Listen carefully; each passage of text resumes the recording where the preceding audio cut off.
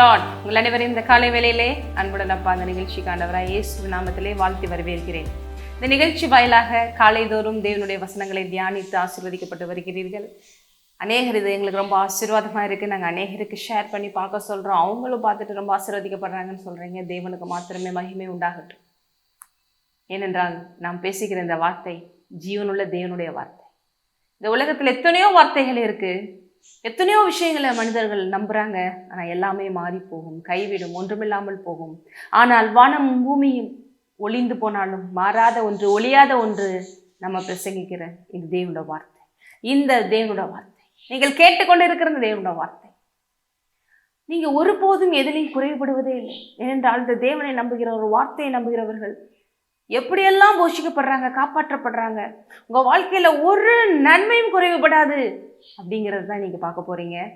வெளியில் கேட்குறவங்க நினைக்கலாம், என்னங்க இது இந்த மாதிரி இருக்குது சுச்சுவேஷன், அந்த மாதிரி இருக்குது சுச்சுவேஷன், ஒரு நன்மையும் குறைபடாதுன்னு எப்படிங்க சொல்கிறீங்க? சில நேரங்கள் சில சூழ்நிலைகள் ஒவ்வொன்று வர மாதிரி இருக்கலாம், ஆனால் அதுதான் முடிவுன்னு நினச்சிடாதீங்க. அதுதான் அவ்வளோதான் முடிச்சு போச்சு, இனிமேல் என்ன இருக்குன்னு நினச்சி விட்டுறாதீங்க. ஏனென்றால் தேவன் நமக்கு வைத்தது ஆசீர்வாதம் மாத்திரமே. ஆகவே சில நேரங்கள் கீழே விழுந்தாலும் மறுபடியும் எழுந்துருங்க. எனக்கு தேவன் வைத்திருப்பது சமாதானம், ஆசீர்வாதம். நான் எத்தனை தடவை விழுந்தாலும் மறுபடியும் என்னை தூக்கி நிறுத்த தேவன் இருக்கிறார் என்று சொல்லி எழும்புங்க. ஏனென்றால் உங்களை ஒரு நன்மையும் குறைவிடாமல் காக்கிற தேவன் ஒருவர் இருக்கிறார். வசனத்தை பார்ப்போம். சங்கீதம் 34:9-10 படிக்கிறேன். கர்த்தருடைய பரிசுத்தவான்களே, யாரு? நம்ம தான். அவருக்கு பயந்திருங்கள், அவருக்கு பயந்தவர்களுக்கு குறைவில்லை.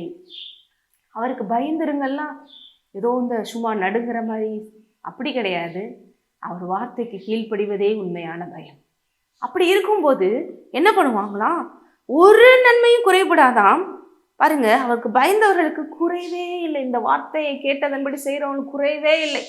ஏன்னா அந்த வார்த்தை சாதாரண வார்த்தை இல்லை, வானத்தையும் பூமியும் சிருஷ்டித்த வார்த்தை, ஜீவனும் வல்லமையும் உள்ள வார்த்தை. இந்த வார்த்தையை நம்புறவங்க எப்படிங்க குறைபட முடியும்? ஏன்னா இந்த வார்த்தையிலே என்னதான் இருக்கு? ஜீவன் தான் இருக்கு, மரணத்துக்கு இடமே இல்லை.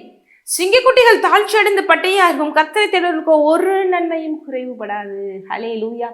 அவருக்கு பயப்படுறதுங்கிறது என்னது? அவர் வார்த்தை கீழ்ப்படிவது, அவரை தேடுவது, அவரை பிடித்து கொள்வது, அவரை பற்றி கொள்வது. அப்படிப்பட்டவர்களுக்கு ஒரு நன்மையும் குறைவுபடாதாம். இங்கிலீஷ் எப்படி வருது பாருங்க. Even the strong and the wealthy grow week and hungry. இங்கே சிங்கக்குட்டிகள் தாழ்ச்சி அடைந்துன்னு போட்டிருக்கு இல்லையா? சில இடங்களில் சிங்கக்குட்டிகள்லாம் லேட்டரலாக தான் அதெல்லாம் அப்படி மாற்றிருக்காங்கன்றாங்க. ஓல்டு டிரான்ஸ்லேஷன்லாம் பார்த்தீங்கன்னா ஸ்ட்ராங்கான வெல்த்தியான ஆளுக கூட வீக்காக போகலாம், ஹங்க்ரியாக போகலாம். அப்படிப்பட்ட சூழ்நிலைகள் கூட இந்த உலகத்தில் நீங்கள் பார்க்கலாம். நம்ம நிறையா பார்த்தோம் இந்த கொரோனா டைம்லேயே. எவ்வளோ பெரிய ஆள்கள், எவ்வளோ பெரிய விஷயங்கள்லாம் ஒன்றுமில்லாமல் சரிஞ்சு போச்சு. ஆனால் but those who patiently pursue the Lord will never lakh any good thing. கர்த்தரை தேடுவதற்கு ஒரு நன்மையும் தான் போட்டிருக்கு. எனி குட் திங், ஒரு நன்மையும் குறைவுபடாது. இன்னொரு இடத்துல வசனம் வருது பாருங்க. அதே சங்கீதத்தில் 107:8 தவனமுள்ள ஆத்மாவை கர்த்தர் திருப்தியாக்கி. தவனமுள்ள ஆத்மானா தேர்ஸ்டியான ஒரு சோல். யோ என் வாழ்க்கையில் இது இல்லையா, அது இல்லையே, எப்போ நடக்கும்னு சொல்லி ஏங்கி தவிக்கிற ஒரு ஆத்மாவை தேவன் என்ன பண்ணுறாராம்? திருப்தியாக்குகிறார். பசியுள்ள ஆத்மாவை நன்மையினால் நிரப்புகிறார். ஹங்கிரியாக இருக்கிறோம், பசியில் எனக்கு இது வேணும் அது வேணுமே, நான் என்ன பண்ணுவேன்னு சில தேவைகளுக்காக தவித்து கொண்டு இருக்கீங்களா? உங்களை என்ன பண்ணுறாராம்? அவருடைய நன்மையால் நிரப்புகிற தேவன். ஹல்லேலூயா. அப்போ இப்படிப்பட்ட தேவன் இருக்கும்போது நீங்கள் எப்படி நன்மைகளில் குறைவுபடுவீங்க?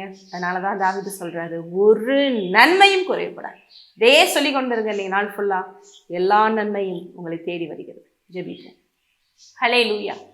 சோதரம் தகப்பனே, இந்த அருமையான நேரத்தில் என்னோடு இணைந்து இந்த வார்த்தை கேட்குற ஒவ்வொருவரும் இன்றைக்கு இது அப்படியே விசுவாசிக்கணும். உண்மை தேடுகிற அவர்கள் எல்லா நன்மைக்கும் சொந்தக்காரர்கள் என்பதை பிடித்து கொண்டு அப்படியே எடுத்துக்கொள்ளணும்.